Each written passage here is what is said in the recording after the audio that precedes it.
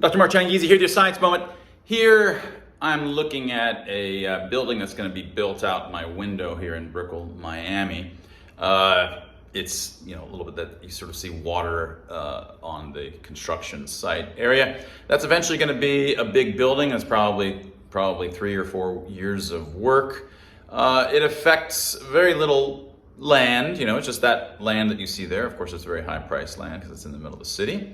And if you had to go through the number of red tape, environmental management, city inspection related things, there must be dozens and dozens of water runoff and other kinds of impact statements that they have had to have done in order to build there and continue building.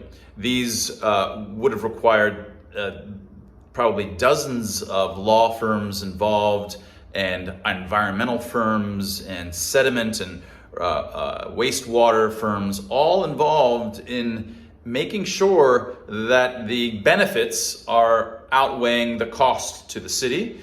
And so these are highly regulated, right? And whether, I'm not saying that it shouldn't be or that it should be, I just want to put that into context. There's probably tens of millions of dollars involved at a minimum, if not more, in taking care of these diverse myriad and mountains of regulations to make that happen. Now,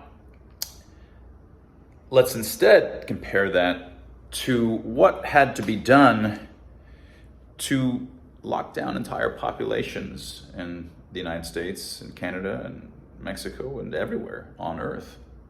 What kind of cost-benefit analyses and studies were painstakingly done to justify sending everybody home, shutting down businesses? Where were these mountains in millions spent on doing the randomized controlled studies that showed that lockdowns, mandatory masking of whole populations, including children, many who had to wear these all day at work, often outdoors in sweaty, hot conditions? Where were the massive mountains of RCTs showing that these vaccinations not only work, but had all-cause mortality positive results? Well, there weren't any, because there weren't time to have all-cause mortality RCTs done, right?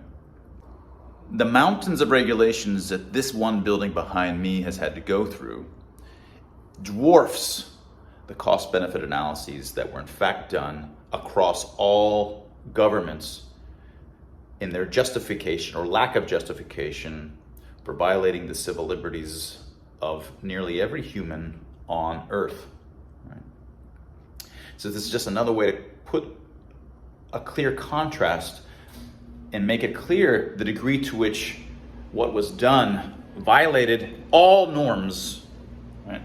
Again, another case that I've mentioned before is that when I want to do an experiment with human subjects, and it's just an illusion on my computer, it's just an illusion.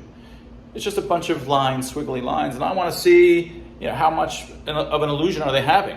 I can just sort of gauge, is it a 10% illusion, a 3% illusion, or is it in the opposite direction? I want to do that. I have to get informed consent from each subject. And before I can do that, I have to go through an internal review board, an ethical review board, to make sure that this experiment passes ethical muster and that the potential gains way offset any minimal, negligible harms that could happen.